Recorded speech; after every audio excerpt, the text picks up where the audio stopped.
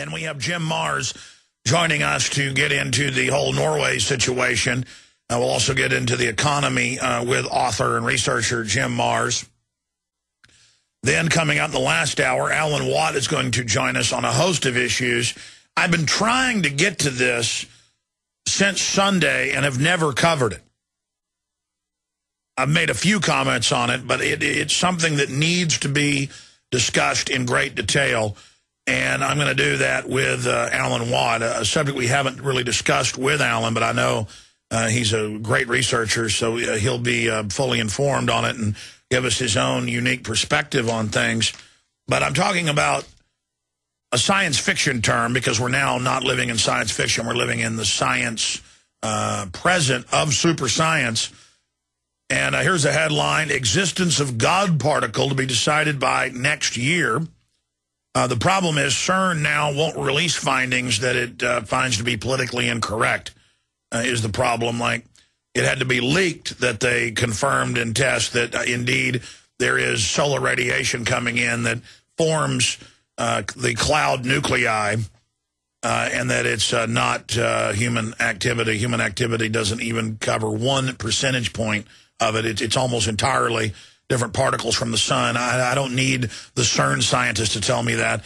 There's been countless studies over the last 20 years where they have, in laboratories, on aircraft, in the atmosphere, confirmed this process is taking place. Now, the sun doesn't just heat the Earth. It is showering us with just all different types of particles. And then, of course, there's also micrometeorites coming in that also help form nuclei. They estimate billions of micrometeorites coming in. Space is not empty. It's full of things. Continuing here, 1,500 human-animal hybrids grown in UK labs. That's part human, part insect, part human, part reptile, part human, part fish. And I've talked to scientists, one of which is quite prominent, and they refuse to come on air, about the human clones and having to watch them in the artificial womb tanks, basically little children, and to watch them attempting to nurse, gulping and trying to pacify themselves. Another computer engineer, well-known Republican here in Texas, refused to come on the show. He was going to come on and talk about Singapore and the different, how they drug different neighborhoods with different chemicals and biologicals to test them on people. And then he got scared, won't come on. But I have interviewed people, doctors on air, who have talked about the chimera cows and things that are in the artificial wombs, gulping and trying to nurse, and how that freaked him out. In fact, a guest talking about that on air spurred the other scientists to tell me about the human clones gulping for milk. Yes, we've been totally dehumanized. Life isn't cheap. It's seen as garbage and trash by the psychopaths who run things, and the sky is the limit of their depravity and their evil. The sky is the limit. And I, quite frankly, don't even feel worthy to be able to even impart this information to you. I don't have the semantical lexicon. I do not have the bearing. Every philosopher, every leader, every poet, every preacher, every leader, everyone who feels called to be a servant, every police officer should be spending at least 18 hours a day right now trying to warn people and trying to have a debate about the future of humanity. Instead, we have just totally handed over all responsibility to a psychopathic, decadent, ruthless, reckless ruling class who are in control of things, but they're in control like a Japanese kamikaze pilot about to fly his plane into the deck of the Lexington aircraft carrier. They're in control like that. They're in control like Jim Jones followers taking the order to drink the grape Kool-Aid filled with cyanide. And every instinct I've got tells me to shut down this entire operation or leave a skeleton crew here to buy a piece of property on a hilltop in Montana and to build a huge bunker under it and to basically broadcast from on top of a hill. I don't think it's enough that I've just moved outside of Austin. None of it's enough. I mean, what I'm getting at here is we tend to get close to a problem, all of us, and start learning to live right next to it. It's like, oh, this watering hole has crocodiles in it. And sure, you know, they eat villagers every few months, but it's the only water, so we've got to go to the water hole that's got 20-foot-long crocodiles in it. And that's what they do in Africa. They're just accustomed to, oh, yeah, somebody died this week when a 15-foot cobra bit them. It's the same thing in India with those gigantic king cobras, 30-something feet long. Pump ounces of venom into you when they strike. So, I mean, I get it. Humans are adaptive. And when I was on an airplane flying up to be on The View and other TV programs months ago, I was sitting up there in the first class cabin because I demanded that ABC fly me up there that way. They refused at first. I said, well, I'm not coming on The View then. They said, don't you want to be on The View? And I said, no. And they said, well, okay, thank you. And they called back. But side issue. It's just how it's all just games of bluff with all these people. And I'm sitting there, and I could kick myself because I wanted to remember his name. And I even told Ted Anderson it when I landed. I said, don't let me forget this. Write this down. And then Ted didn't write it down. But he was the managing director of one of the big three banks. And he knew exactly who I was. About 10 minutes into talking to me, he was coming to Austin to visit his father and his brother. His dad's a former, what Air Force general. I remember all the stuff. If I saw him, I'd know who he was. I need to go look at all the managing directors. And it's one of the big three. And about 10 minutes in from taking off to Austin to fly to New York, he realizes who he's sitting next to, and he kind of pushes back and then wanted to stop talking to me. And I said, no, we're going to talk. And at the end of it, he smiled at me and he said, people will put up with anything. It's part of our adaptive process. And the system uses that, Jones. And he was just so cold, a lot smarter than I am, decided to join evil.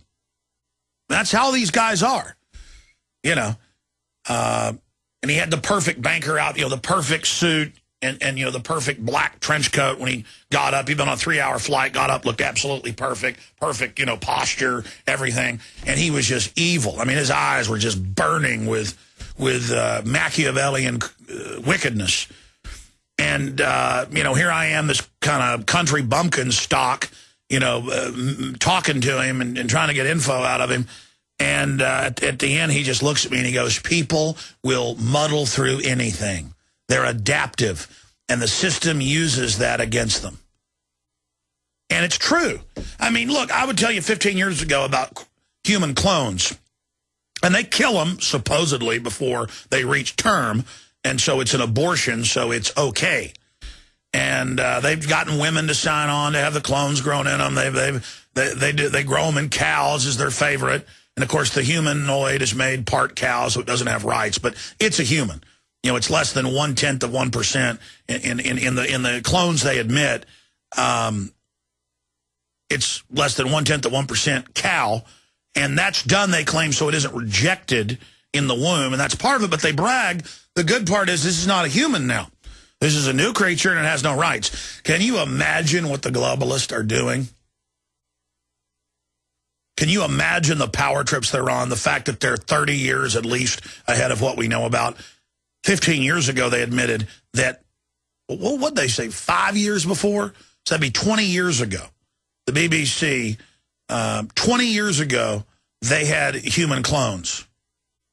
And right around that time, they get around, oh, we just cloned a sheep. Yeah, it's the first time. It's confirmed the Nazis were cloning rabbits. in the late 1930s, ladies and gentlemen. It's 100%. In fact, I went to a NASA exhibition in Dallas when I was a teenager, and they had sketches of Wernher von Braun. My mother and her brother, my uncle, were actually taken to see Wernher von Braun give a speech at the University of Texas in a demonstration. That was the kind of guy that my grandpa was, always wanted to interest him in science. He was a wildcat archaeologist and also inventor. He invented a remote control robot to taser crowds. The Pentagon bought it, but never deployed it, never mass-produced it. But side issue, Wernher von Braun, what was it, 34? Or his first sketches were in the 20s, but in 34, he'd drawn out and actually mapped the design of the space shuttle. That went into service in 1980, and they just retired. Which one was it? Atlantean?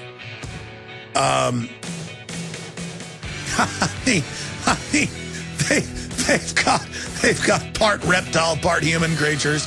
They've got everything. And they're telling us they've got these. Can you imagine what's going on the underground bases? I mean, we're not in Kansas anymore. And no one wants to talk about it. They care about the NFL and garbage.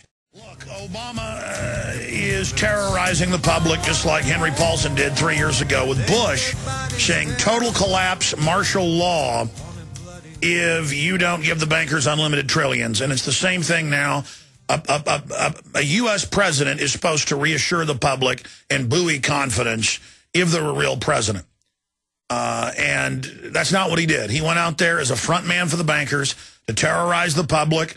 I've got a bunch of poll numbers here. We're going to cover it coming up in the next hour. And we're going to open the phones up here in a moment for a short bit. But then we've got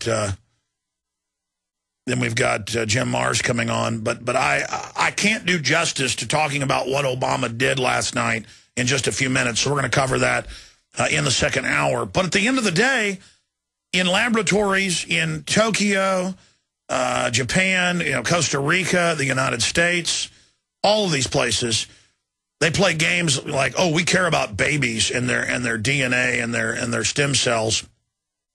So we've got laws restricting the use of that. But if we change the DNA of a human embryo and add, say, fish genes or lizard, reptile genes or amphibian frog genes to it, then we can do whatever we want with these humanoid creatures that have feelings and are in pain. And it is just demonic to the maximum. And they admit in the news, oh, this has all been kept secret from you for many years, but now they want to announce that they've done this. Ladies and gentlemen, if I told you the stuff I know, you wouldn't even believe it. You know what? We're just going to leave it at that. We're just going to leave it at that, and I'll talk more about it. The things I've run into, the things I've seen in my life, the people I've met, the different folks in my family, and the different things they've seen. It's like that line from Blade Runner. I've seen things you people wouldn't believe. But, I mean, who would believe?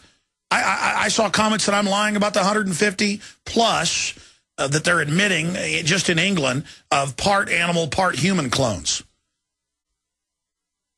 China has announced a month ago that by next year they're going to have on the market, they're just embracing it all like no one else publicly, human milk produced in cows.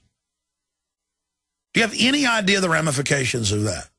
The zoological cross-species contamination, the superviruses it probably has already given rise to. I mean, do you have any idea the hellstorm they're opening? But I'll tell you, the only reason they're now announcing all of this is because they're at least they admit 30 years ahead in their technocratic towers, in their technological breakaway civilization reservations. And so they are so advanced past what they're even telling us about that they feel confident they can control all of this. Well, they didn't control Fukushima. They stored the rods on top of it. But then you talk to Dr. Busby, who was proven right on every front. He says a lot of his colleagues believe it's being done on purpose to destroy human fertility.